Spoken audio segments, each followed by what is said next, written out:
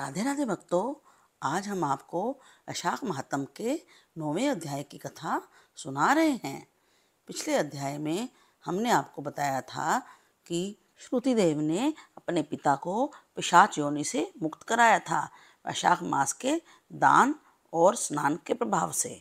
यदि आपने पिछले अध्याय अभी तक नहीं सुने हैं तो इस चैनल को लाइक और सब्सक्राइब कर लीजिए।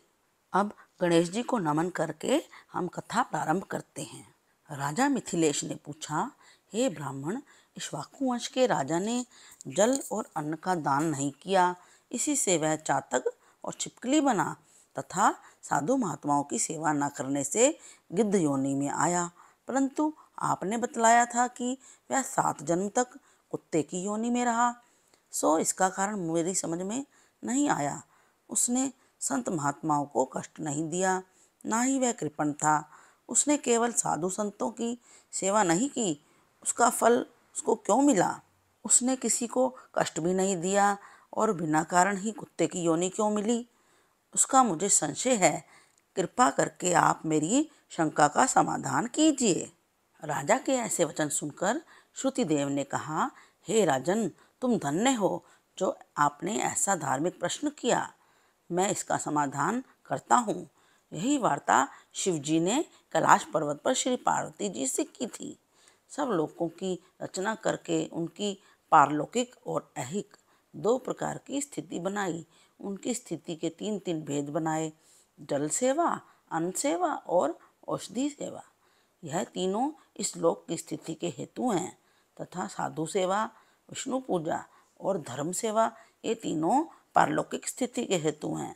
जैसे ऐहिक कर्म करने से धन संपत्ति आदि प्राप्त हो सकती है, वैसे ही अप्रिय बातें कहना कभी कभी दुख का कारण भी हो जाती हैं। यहाँ पर एक पुराना इतिहास कहता हूँ, सुनो। एक समय दक्ष प्रजापति महादेव जी को यज्ञ में बुलाने के लिए कैलाश पर गए।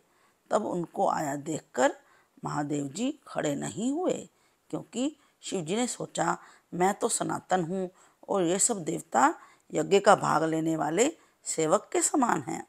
इसलिए स्वामी का सेवक के आने पर, पति का पत्नी के आने पर, गुरु का शिष्य के आने पर उठना आवश्यक नहीं है। यही सब शास्त्रों का भी मत है।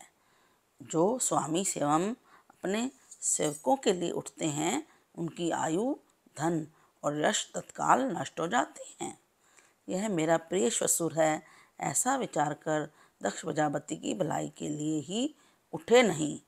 यह देखकर दक्ष प्रजापति को अत्यंत क्रोध आ गया और महादेव जी के सामने ही उनकी निंदा करने लगा। देखो, इस दरिद्री को बड़ा अहंकार हो गया है। इसका धन केवल एक बूढ़ा बैल है जिस पर केवल चर्म ही रह गया है, कपाल की हड्डी धारण करता है। पाखंडी, अहंकारी, महा अपवित्र, किसी का शुभ कार्य न करने वाला, शमशान जिसका घर है, सर्पों का आभूषण है। ना इसमें धीरज है, ना ज्ञान का संग, इसके कुल का भी कुछ पता नहीं। दुरात्मा नारद ने वृथा ही इसकी बड़ाई की, जिससे मैंने अपनी कन्या सती का विवाह इसके साथ कर दिया। जैसे कुम्हार का घड़ा चंडाल के घर पहुंचने से किसी के काम का नहीं रहता, वैसे ही मेरी कन्या का मुझसे कोई प्रयोजन नहीं है। इस प्रकार दक्ष प्रजापति शंकर सती को यज्ञ का निमंत्रण ना देकर और कुवाक्य कहकर चला गया और यज्ञस्थल में ऋत्विक और मुनियों को साथ लेकर विधि पूर्वक यज्ञ करने लगा। इस यज्ञ में ब्रह्मा और विष्णु नहीं आए, परंतु सिद्ध, चरण, गंधर्व, यक्ष, राक्षस, किन्नर और सभी देवता आए। सती को लालसा उत्पन्न हो गई कि किसी प्रकार से यज्ञ का उत्सव देखूं और अपने संबंधियों से भी मिलूं। महादेव जी के रोकने पर भी वह नहीं मानी और जाने का निश्चय कर ही लिया। तब शिवजी ने कहा, भद्रे, तुम्हारे पिता सदैव सभा में बैठकर मेरी निंदा करते हैं, वह तुमसे सहन ना हो सकेगी और तुम अवश्य ही कुछ अनिष्ट कर बैठोगी। अतः तुम अपने पिता के घर मत जाओ, इसी में कल्याण है। इस प्रकार समझाने पर भी सती ना मानी, चुपचाप चल दी। तब पीछे से जाकर नंदी ने उन्हें अपनी पीठ पर बिठा लिया और कितने ही भूत प्रेत आदि उनके संग हो गए। जब वे महल में पहुंची तो किसी ने उनके साथ कोई बात नहीं की। तब शिव जी की बात याद करके यज्ञशाला में गई और वहाँ भी सभा के लोग सती से कुछ भी नहीं बोले, तो वे चुपचाप खड़ी रही। तब दक्ष ने रुद्र को आहुति नहीं दी, तो सती ने क्रोधयुक्त होकर कहा, जो बड़ों का अपमान करते हैं उनका कल्याण नहीं होता। तुमने सारे जगत के रचयिता अविनाशी रुद्र को आहुति नहीं दी। यहाँ जितने ऋषि मुनि एकत्रित हुए हैं उन्होंने भी तुमको सुबुद्धि नहीं दी।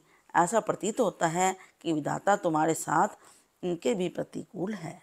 जब सती यह वचन कह रही थी तो पूषा देवता मुंह फाड़कर हंसने लगे और कर्महीन शुक्राचार्य दाढ़ी मूछ फड़फड़ाने लगा, दक्ष निंदा करने लगा। यह देखकर सती को अत्यंत क्रोध आ गया। वह पति की निंदा सुनकर प्रायश्चित के रूप में सबके देखते देखते हवन कुंड में कूद पड़ी।